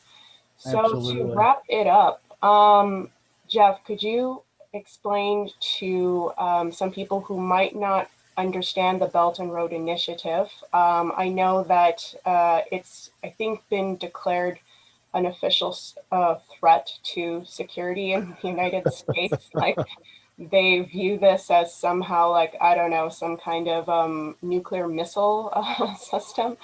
But if you could explain what the BRI is, what China is doing in areas of the Middle East, Africa, what does win-win philosophy mean? And why is this not the same old Western imperialism game of zero-sum geopolitics, two scorpions stuck in a bottle together? How this system has allowed China undeniably to pretty much eliminate poverty within their own country. Yeah, it's amazing. Well, you two are really the experts. I mean, you all have done some wonderful, wonderful reporting on the Belt and Road Initiative, and so I would actually defer to you. But I will give you my my spin. In any event, the ancient Chinese Silk Roads to Europe, and the lesser known tea and horse routes to Southeast Asia, which I got to see in Yunnan, were win-win commercial and diplomatic endeavors. And again, I will say it until I am red in the face or blue in the face. As we have seen, China does not have any of the West's, 6 E's of racism in its socio-cultural and geopolitical DNA. I mean, if they could have used the Silk Roads and the tea and horse routes to take over Southeast Asia and Asia if they wanted to. But what's really, and of course, this was Xi Jinping's vision, which he launched in 2013, and I wrote about it, when he went to the museum in Beijing. It's all very, very, a lot of symbolism and against imperialism.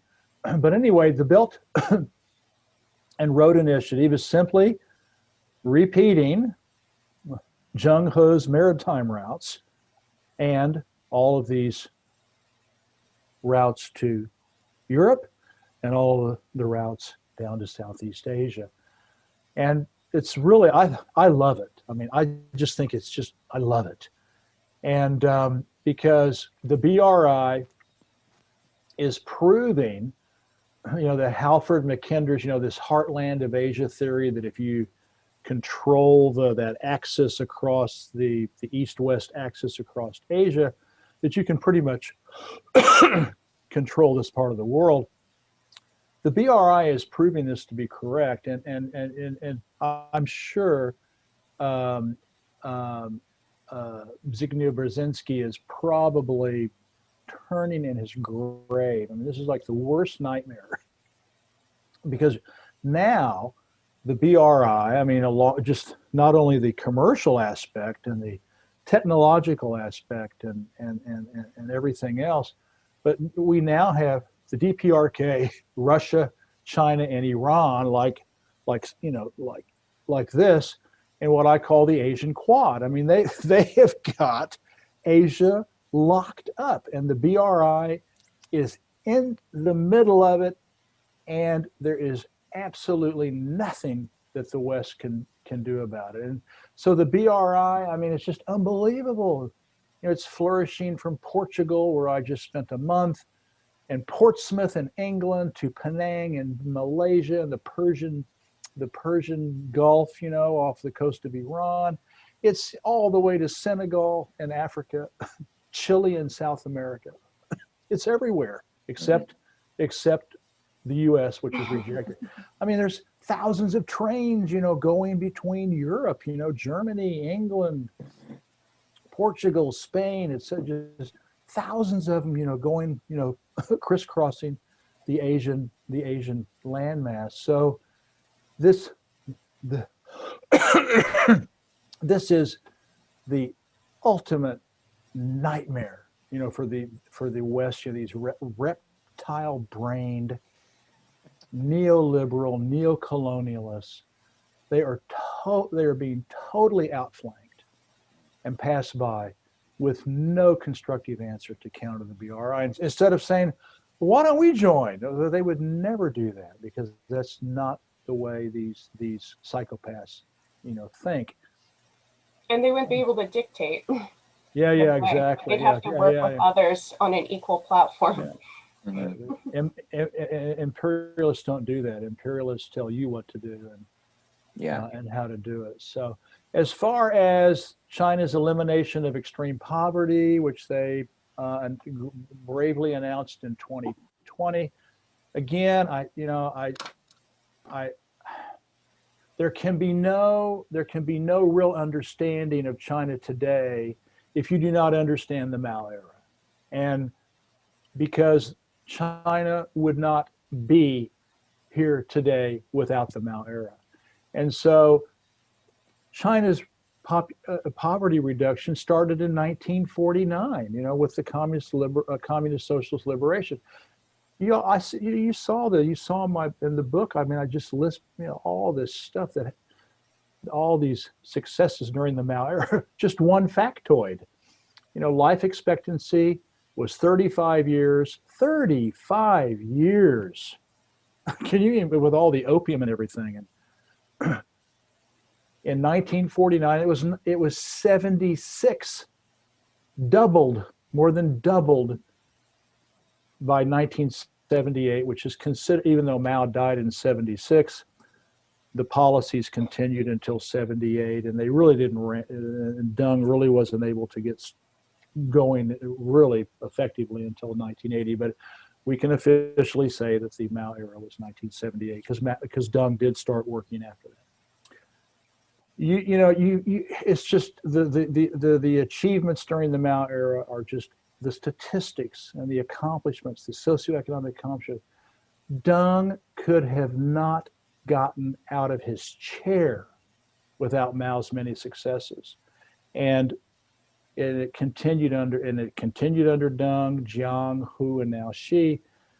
Now China finally, in the last 10 years, China has created so much internal wealth that they finally had the money to just literally go out and spend, I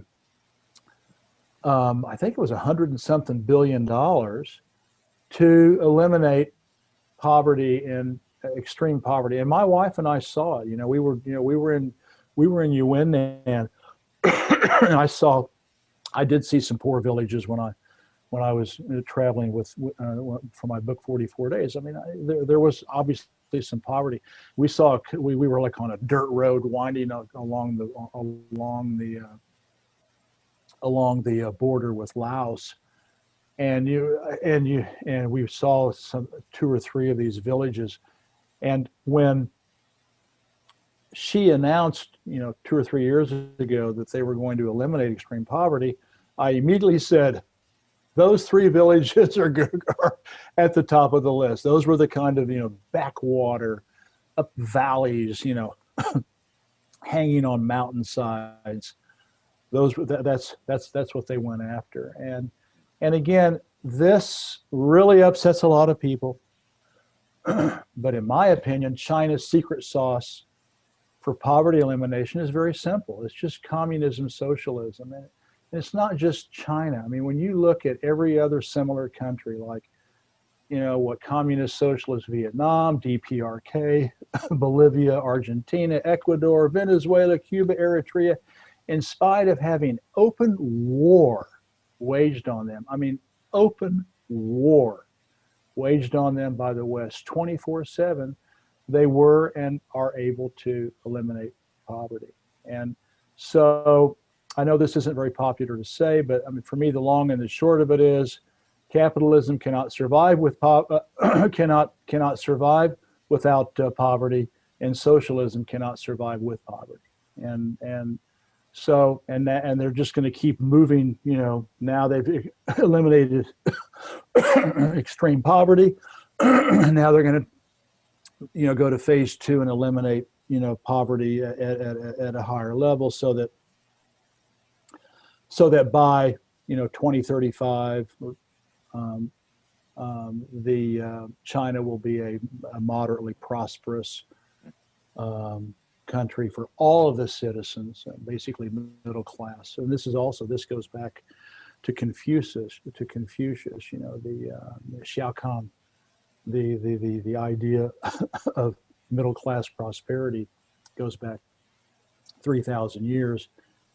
That idea, they're going to eventually, get everybody, especially in the rural areas, they're going to get even more people, more prosperous, because they use their money to help the people and not, pay dividends to Wall Street, not pay interest to the City of London. They print their own money. They control their own destiny. And it's just psychological, deflection. Oh, China's corrupt. I would say China's probably one of the least corrupt countries in the world in terms of their governance. I mean, there's corruption everywhere. You want real corruption? Just go to London and Washington and Paris. Yeah. London has a history of important people going missing or dying when they pass through. So. And it's, I think, still the largest terrorist hub, where terrorists go to retire. You said London? But I think another important point to what you were saying is that China doesn't regard the population, which is constantly growing in China, as a burden. Whereas in the Western capitalist system, as you see with the policies that are increasingly speeding up, coming into place, because they're going bankrupt. Their economies are tanking, and they're taking it out on the people. And now, like, the elderly are becoming a burden, the sick are becoming a burden, and they don't regard the individual as something useful. Whereas in China, the individual is considered something useful. Or even like in the situation of the Middle East, for the most part, or in Africa, they have a lot of people and a lot of youth, and they regard this as a resource. China regards this as a resource. India, too, is in a similar situation where they have a lot of young people. The turnaround that is possible for these countries when you have that kind of a population is amazing. But China, the way they treat the elderly is completely different from like what I've seen in the West. It's become really immoral with how families kind of isolate themselves from the elderly at this point. They're put in a home or whatever, and they're rarely visited. And the way the hospital also treats these types of people. So that's another thing for people to keep in mind, is that China really does take the welfare of all very seriously, and the medical care system in China is better than the West. It's like by far better. China now has universal health care for 1.4 billion people. You know, that's an amazing accomplishment. And that started in 2011 when Hu Jintao announced, you know, that we are no longer going to have, in so many words, we are no longer going to have a medical system like the United States, which is what they had done. What done is it had become very privatized. A lot of people died. So they said, we are now rich enough and we can afford to take care of all of our people. Yeah. And so the US doesn't have universal health care. Europe is destroying what they have. I don't know about, I think I keep hearing Canada, the National Health Service in England is being completely debauched. I keep hearing from, you know, people in Canada that they're cutting back. So, yeah, you're right. I always like to joke that if you marry a Chinese person and you all have children, guess who's going to come live with you? Grandma and grandpa. You're going to be a 3-generation household. So that's just the way. I mean, everything revolves around the elderly, and of course this goes back to Confucius, Taoism, and so it took me a long time to get over my biases and prejudices and Western racism, but I truly believe that Chinese civilization is superior in almost every aspect, socioeconomic, geopolitical. I honestly believe that it is superior to Western civilization, and which is why I hope it can become a model for other countries and peoples to emulate into the 21st century. You know, like on our Rising Tide Foundation website, we try really hard to get across that when you look at what gave vitality, moral fitness to survive to the best developments of the West, it's really tapping into the same principle, and that's why we call it the rising tide lifts all boats. The same principle we find animating China right now, where we have, you know, quotes by John F. Kennedy popularized the term "a rising tide lifts all boats" because his idea of what the relationship of economics, politics, and justice should be were integrated. And the idea that, you know, if you have value introduced somewhere, it shouldn't come at the expense as a zero-sum game of value being taken elsewhere, which is why a lot of these projects like Great Water projects throughout the 1960s under his lead, or other infrastructure projects which were multi-generational, were defined around an idea that private interest could be in alignment with the general welfare. So the whole and the parts could cohere in harmony, and not be in this antagonism, which you tend to get with a lot of the monetary worshipers or geopoliticians who want to sort of stick our paradigm into a zero-sum box of fighting for diminishing returns, which is why I love just the BRI concept right now. Yeah. It's all of these geopoliticians get so frustrated because they're trying to define it as a thing that they could subvert, but it's so fluid and so creative. And like you said, it's principles of it are popping up across Africa. 17 nations in the Latin American Caribbean zone have signed on to the BRI framework. Middle East, you know, and it's so open for adaptation to the local conditions, which is why they also get attacked. China gets attacked so vociferously by the technocrats of the West, saying, oh, they're supporting corruption because they're not demanding or imposing their system onto the corrupt small country that they're building infrastructure in. They're just building infrastructure, not demanding that they do good governance first. That's so bad of China. And it's like, no, China has higher priorities that go far beyond projecting their own system onto their neighbors. And it deals with more tapping into the idea that we all need water, we all need food, we all need an education, and we all need hope for the future. And if we think that way, when we look at our demographic baby boomer, lopsidedness, which China is also facing just like we are. Yeah. However, we don't have to kill off baby boomers to meet the diminishing returns or scarcity the way we see with a lot of the medical reforms of the Five Eyes and the Euranglo land zone, which is just trying to adapt to scarcity. Whereas China's saying, no, if we don't have enough currently to supply the oncoming wave of people who are going to have increased needs of medical expenses as they get older, let's create abundance. Let's go for creation, not adaptation to scarcity. A bigger pie. Exactly. Let's make the pie bigger. Why are we fighting over these crumbs?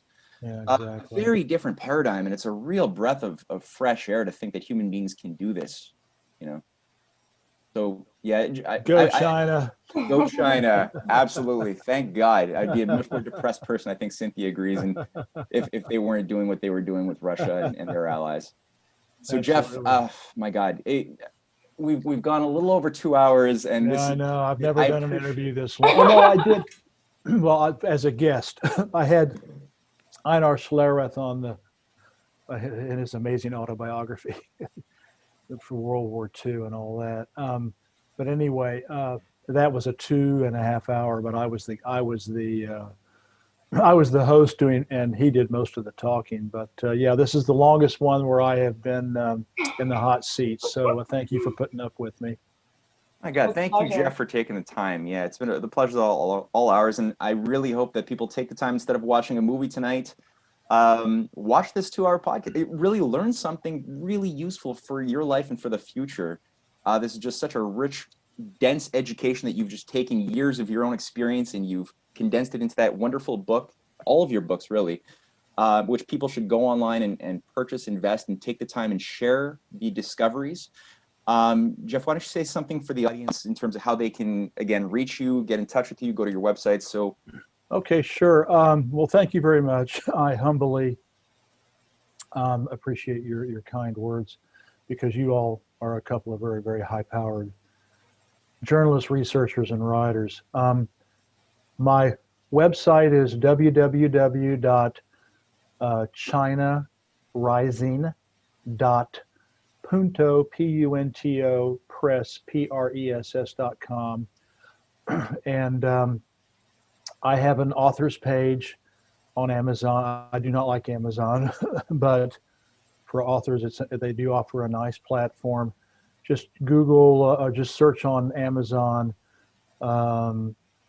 Jeff J. Brown in 44 days, or Jeff J. Brown, China Rising, or Jeff J. Brown, Big Red Book on China. And then you can click on my author page. And so I do, again, I do a lot of blogging, podcasting, interviews. I've got several lined up for the rest of the month of April. So we're all in it together. We're all trying to make the world a better place, and having young people like the two of you really getting out and trying to save global capitalism from itself is really encouraging, and so thank you for everything that you all do too.